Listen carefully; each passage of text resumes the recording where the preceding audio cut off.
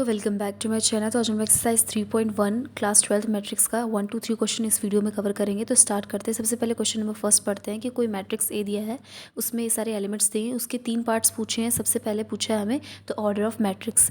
तो स्टार्ट करते हैं, चलिए फाइंड करते हैं ऑर्डर ऑफ मैट्रिक्स। अब ऑर्डर ऑफ मैट्रिक्स फाइंड करने से पहले जानेंगे रो और कॉलम क्या होता है। तो जो हॉरिजॉन्टल लाइन होती है वो क्या होती है, रो होती है, ठीक है।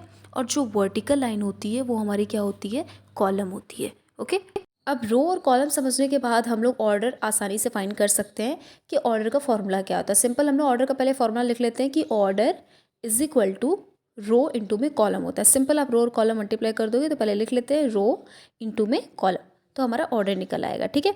यहाँ पे बहुत सिंपल तरीके से निकाल सकते हैं। उसके पहले हम लोग क्या करेंगे, रो और कॉलम काउंट कर लेंगे ए मैट्रिक्स में, ठीक है। तो अब काउंट करते हैं यहाँ पे 1 2 3, यानी 3 रो हैं हमारे, ठीक है। और कॉलम कितने हैं, 1 2 3 4 कॉलम्स हैं, मतलब 3 into 4।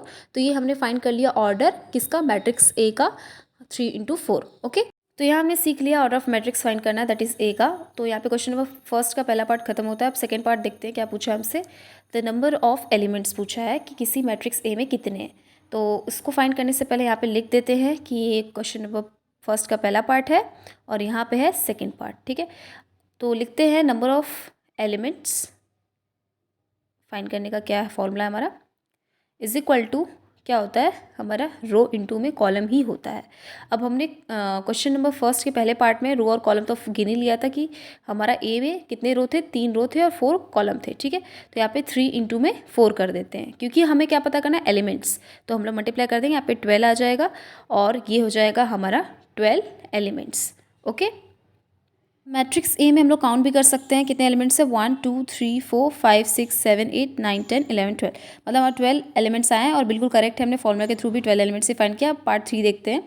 Right the elements A13 A21 A33 A24 A23, मतलब इन एलिमेंट्स की हमें क्या बतानी, पोजीशन बतानी है मैट्रिक्स ए में। ओके, अब किसी भी एलिमेंट का अगर हमें कॉन्सेप्ट पढ़ना है, उसको रिप्रेजेंट कैसे करते हैं, पोजीशन बताना है, तो हमें ए आई जी का कॉन्सेप्ट आना चाहिए। तो ए आई जी में हमारा आई क्या होता है, पहले ये जानते हैं। आई हमारा रो को रिप्रेजेंट करता है और जो जे होता है वो हमें रिप्रेजेंट करता है कॉलम को, ठीक है। अब यहाँ पे हम लोग एक बात ध्यान नहीं दिए थे कि क्वेश्चन ऑफ फर्स्ट के पहले पार्ट में हमने ऑर्डर नीचे लिखना भूल गए थे। ऑर्डर यहाँ पे लिख सकते हैं 3 इंटू 4, ठीक है। अब ए आई जे पे आते हैं। अब ए आई जी के कॉन्सेप्ट में हमें सबसे इंपॉर्टेंट बात ये ध्यान रखनी है कि जो आई वाला टर्म है, सबसे पहले किसी भी एलिमेंट को अगर रिप्रेजेंट करते हो तो हमेशा पहले रो आएगा, फिर उसके बाद जो जे वाला टर्म है देन कॉलम आएगा, ठीक है। अब इन्हीं की तरह एक क्वेश्चन हमें दिया था A13, यानी थर्ड पार्ट का ए। तो इसमें 1 क्या है हमारा, रो है, यहाँ रो लिख लिया, ठीक है। तो पहला रो हम लोग यहाँ से देख लेते हैं, ये रो ले लिया हमने, ठीक। अब 3 क्या है, यहाँ पे कॉलम है, तो यहाँ पे 3 हमने कॉलम ले लेना है काउंट करके। तीसरा कॉलम काउंट कर लेते हैं पहले। तो इस क्वेश्चन में पहला हमने क्या लिया, रो ले लिया और तीसरा कॉलम काउंट करते हैं, 1 2 3, तो ये तीसरा कॉलम है। अब पहला रो और तीसरा कॉलम जहाँ पे ये दोनों इंटरसेक्ट करेंगे, जिस पॉइंट पे एक दूसरे को, वही क्या होगा, उस पर्टिकुलर A13 की पोजीशन होगी। जैसे कि यहाँ पे पहले हम लोग ड्रॉ ही कर लेते हैं, ड्रॉ करके एक बार देख लेते हैं, ठीक है। अब यहाँ से मैं ड्रॉ करती हूँ, ये पहला रो ले लिया मैंने और तीसरा कॉलम, क्योंकि A13 की वैल्यू फाइंड करें। अब ये इंटरसेक्ट कहाँ कर रहा है, 19 पोजीशन पे। तो A13 की पोजीशन क्या हो जाएगी, सिंपली 19 हो जाएगी, जहाँ भी रो कॉलम इंटरसेक्ट करेंगे। A21 की वैल्यू फाइंड करते हैं। तो यहाँ पे सबसे पहले लिख ही लेते हैं कि A21 की वैल्यू कैसे फाइंड करनी है। यहाँ पे 2 क्या है, रो है, ओके। और यहाँ पे 1 क्या है, हमारा कॉलम है। तो अब हम लोग ए मैट्रिक्स में दूसरा रो पकड़ेंगे और पहला कॉलम लेंगे, ठीक है। तो यहाँ पे काउंट करते हैं, पहला दूसरा रो ले लिया हमने, ठीक है। अब बोल रहा है यहाँ पे पहला कॉलम लेना हमें, ठीक है। तो हमने दूसरा रो ऑलरेडी लिया था और पहला कॉलम ले लेते हैं। दूसरा रो और पहला कॉलम एक दूसरे को कहाँ से इंटरसेक्ट करे, 35 पॉइंट पे, ओके। तो यहाँ पे A21 की वैल्यू सिंपली क्या हो जाएगी, 35। अब फाइंड करते हैं A33 की वैल्यू, मतलब तीसरा और तीसरा कॉलम। तो पहले यहाँ पे हम लोग लिख लेते हैं A33। तो पहला वाला जो 3 है वो किसको इंडिकेट कर रहा है, रो को, दूसरा कॉलम को। तो A33 की पोजीशन ढूंढ लेंगे, तीसरा और तीसरा कॉलम जहाँ इंटरसेक्ट करेंगे वही A33 की पोजीशन होगी। तो यहाँ देख लेते हैं 1 2 3, तीसरा रो ले लिया हमने और यहाँ पे तीसरा कॉलम की जगह मैंने गलती से चौथा कॉलम ले लिया है। तो यहाँ पे 17 की जगह आंसर क्या होगा, -5। I am really sorry. तो यहाँ पे आप -5 लिख लेना 17 की जगह। अब A24 की वैल्यू फाइंड करते हैं, यानी दूसरा रो और चौथा कॉलम। तो हम लोग क्या करते हैं, दूसरा रो ले लेते हैं और चौथा कॉलम। तो ये चौथा कॉलम है, ठीक है। तो अब दूसरा और चौथा कॉलम कहाँ इंटरसेक्ट करें, 12 पोजीशन पे। तो हमारा आंसर क्या आ जाएगा, A24 का 12, ओके। अब फाइंड करते हैं A23 की वैल्यू, यानी पहला 2 है, यानी रो है दूसरा और तीसरा कॉलम है। तो यहाँ पे मैंने पहला दूसरा रो ले लिया और तीसरा कॉलम। तो दूसरा रो और तीसरा कॉलम 5/2 पे इंटरसेक्ट कर रहे हैं। तो यहाँ पे आंसर आ जाएगा हमारा 5/2।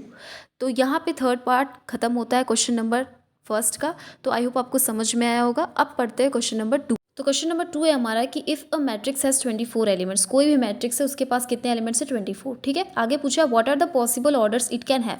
तो अगर 24 एलिमेंट्स हैं तो उसके कितने पॉसिबल ऑर्डर्स हमारे बनेंगे, जैसा कि हमने फर्स्ट क्वेश्चन में फाइंड किया था ऑर्डर, ठीक है।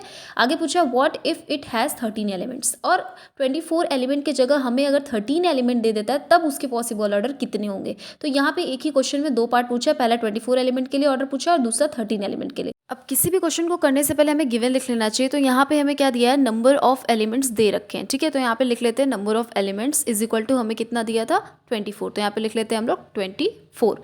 और हम लोग जानते हैं कि ऑर्डर का फॉर्मूला क्या था, पहले लिखते हैं ऑर्डर इज इक्वल टू क्या था हमारा, रो इंटू में कॉलम। तो मैं यहाँ पे आर इंटू सी लिखा, आप रो इंटू कॉलम लिखना।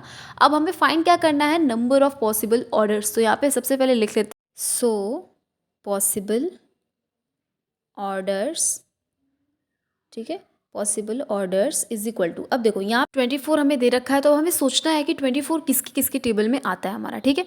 तो अब हम लोग छोटे नंबर से स्टार्ट करेंगे 24 के लिए।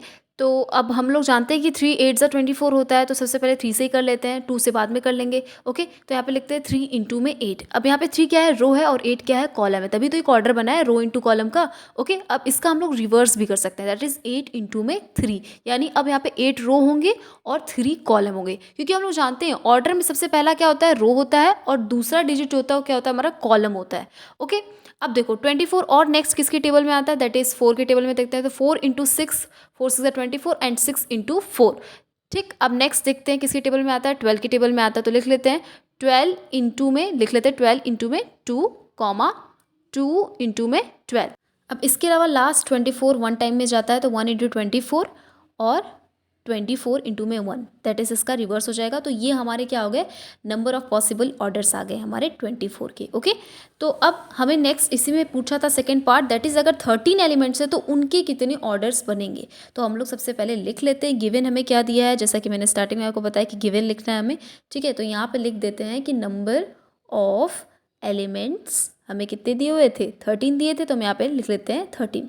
अब इसके बाद लिखते हैं कि हम ऑर्डर कैसे फाइंड करते हैं, सभी जानते हैं रो इंटू में कॉलम। हमसे पूछा क्वेश्चन में पॉसिबल ऑर्डर, तो यहाँ पे लिख लेते हैं पहले so possible order is equal to. अब 13 के बारे में सोचना है कि वो किसके टेबल में आता है, तो वो तो सिर्फ 1 के टेबल में आता है, खुद से ही वो होता है, ठीक है। तो यहाँ पे हम लोग लिख लेंगे क्या, सिंपल, एक मिनट, यहाँ पे सिंपली लिख देंगे 1 इंटू 13, 13 इंटू 1। तो यहाँ लिख लेते हैं 1 इंटू में 13, कॉमा में 13 इंटू में 1। तो इसमें पॉसिबल ऑर्डर कितने हुआ, ये हो गया हमारा 1 और ये हमारा हो गया 2। तो यहाँ पे लिख लेते हैं हम लोग सो टोटल ऑर्डर कितने हो गए 2। तो हमें ऊपर 1 इंटू 13, 13 इंटू 1 दोनों को काउंट किया है, इसलिए हमारा टोटल ऑर्डर कितना आया है 2, ओके। अब हमने 24 का और नंबर ऑफ ऑर्डर नहीं काउंट किया था, तो काउंट कर लेते हैं 1 2 3 4 5 6 7 8। तो हमारे टोटल ऑर्डर्स कितने आए हैं 24 के, 8, पॉसिबल ऑर्डर हमारे 8 आ गए, ओके। अब क्वेश्चन नंबर 3 देखते हैं, आई होप आपको 2 समझ में आया होगा। अब क्वेश्चन नंबर 3 पढ़ते हैं हम लोग। अब ये जो क्वेश्चन नंबर 3 है ना, वो बिल्कुल सेम है उसका कॉन्सेप्ट क्वेश्चन नंबर 2 की तरह, बस डिफरेंस इतना है कि उसमें कितने दिए थे, 24 एलिमेंट्स हमें दिए थे, इसमें 18 एलिमेंट दे दिया, उसमें 13 एलिमेंट दे दिया, यहाँ पे 5। हमें बोला कि कोई मैट्रिक्स के पास 18 एलिमेंट्स है तो उसका पॉसिबल ऑर्डर बताइए, अगर 5 एलिमेंट्स है तो उसके क्या पॉसिबल ऑर्डर्स होंगे। तो अब सिंपल हम लोग सॉल्व करेंगे क्वेश्चन नंबर 2 की ही तरह, बस यहाँ पे स्टार्ट करना है हमें गिवन से। सो यहाँ पे हमें गिवन क्या दिया है, number of elements is equal to, number of elements हमें क्या दिया था क्वेश्चन में, 18 दिया था, तो यहाँ पे हम लोग क्या लिख लेंगे 18, ओके। तो यहाँ मैंने 18 लिख लिया।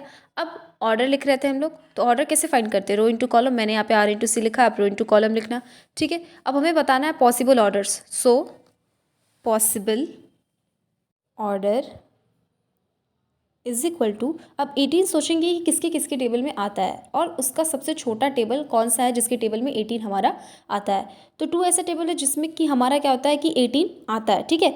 तो 2 इंटू में 9 करेंगे यहाँ पे, कॉमा 9 इंटू में 2, उसका रिवर्स भी हो सकता है, तो 2 इंटू 9, 9 इंटू 2 हो गया हमारा, ओके।